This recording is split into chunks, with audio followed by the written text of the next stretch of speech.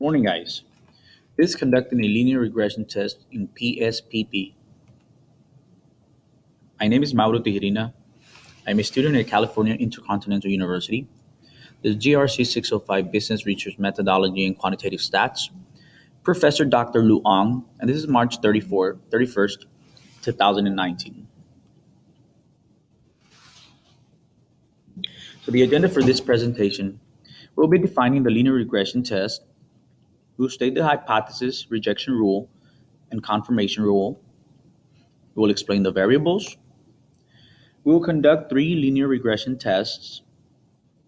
We'll talk about our key takeaways, and we'll open this presentation for questions. The linear regression test is a statistical test whose aim is to explain the relationship amongst two or more variables using a straight line.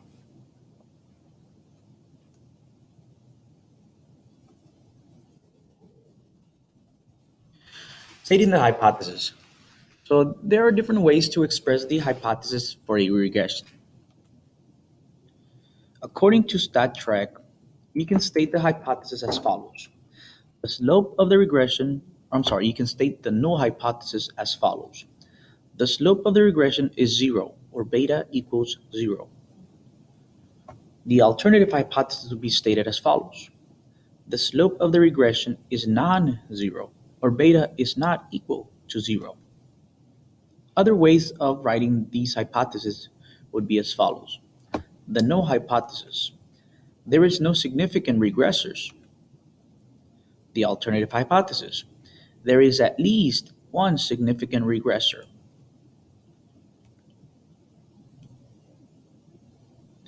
Our rejection rule would be stated as follows.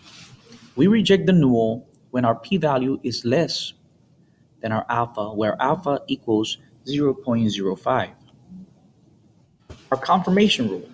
Basically what we're asking is 0 within the 95% confidence interval? And by this, we are asking whether there is a statistical significance. In other words, can we use one variable to estimate the other variable and be self-assured that the statistics in doing so are right? The variables we will be working with. So we'll be working with debt, which is the money that is owed by our responders. We will work with savings, the money our responders have saved. And we will be working with stocks, our responders' overall ownership in a company.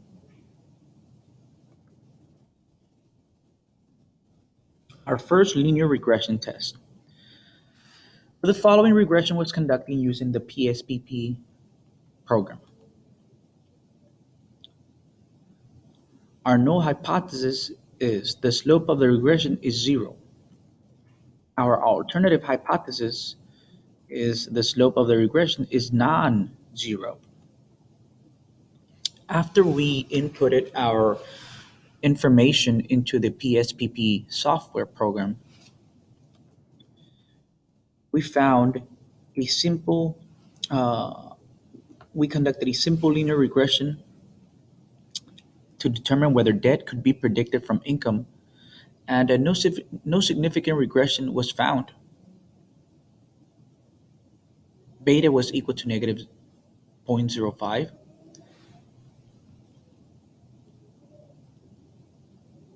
Our R square was equal to 0.00, and our p-value was equal to 0.535.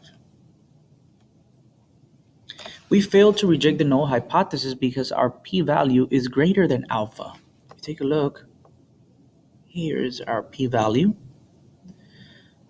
Moreover, 0 is within the 95% confidence interval, which means we likely don't have a significant regression. Second linear regression test. Like the previous one, we also conducted a regression using PSPP. Our null hypothesis stated the slope of the regression is zero. Our alternative hypothesis stated the slope of the regression is non-zero. As you can see on our illustration, a simple linear regression was conducted to determine whether savings could be predicted from income. A significant regression was found. Beta equals to 0.91, our R square was equal to 0.82, and our p-value was equal to 0.000. We rejected the null hypothesis as our p was less than our alpha, where alpha is 0.05. And moreover, 0 was not within the 95% confidence interval, which means that if 0 isn't in the confidence interval, we likely have a significant regression. And as you can see, guys, 0 not within the 95% confidence interval. Our third linear regression, we conducted a regression test using PSPP. Our null slope of the regression is 0. Our alternative, the slope of the regression is non-zero. A simple linear regression was conducted to determine whether stocks could be predicted from savings. A significant regression was found.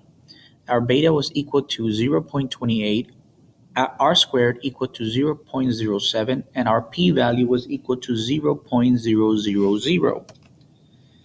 We rejected the null hypothesis as our p-value is less than alpha, where alpha equals to 0.05. Moreover, 0 was not found within the 95% confidence interval, which means we likely have a significant regression.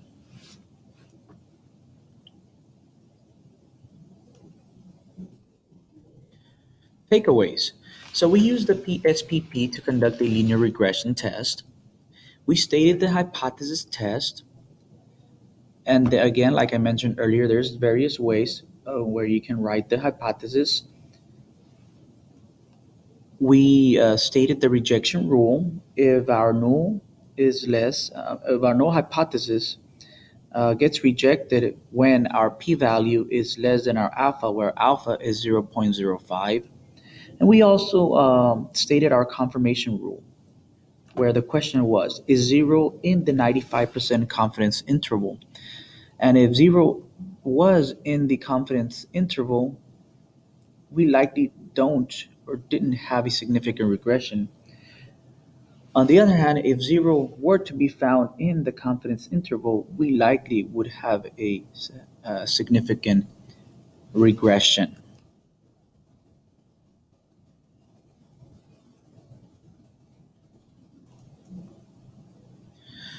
So we rejected or failed to reject the null hypothesis based on the PSPP's output and supporting details with regards to our linear regression test. Hey guys, this is the last presentation for our class.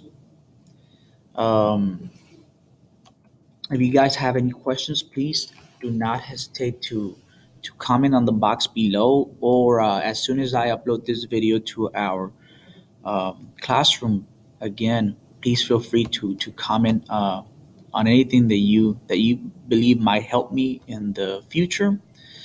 Again, I wish you all the best. Keep it moving forward.